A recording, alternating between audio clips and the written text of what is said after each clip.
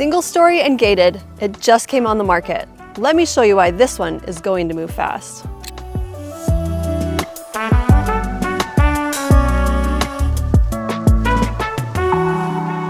Inside, you've got an open floor plan, granite countertops, a gas fireplace, and a primary suite with a walk-in closet and an ensuite bath.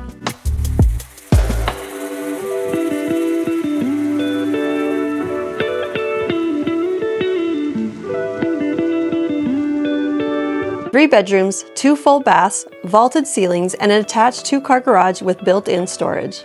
Out back, a private landscape patio with a covered space to actually use year-round. This community has rental restrictions, and that's actually a good thing. Your neighbors are owners, people who are invested, completely different vibe. This one is just minutes from the 215 and Downtown Summerlin. If this home checks all your boxes, I'm Lottie Belcher with eXp Realty. Contact me for your own private tour.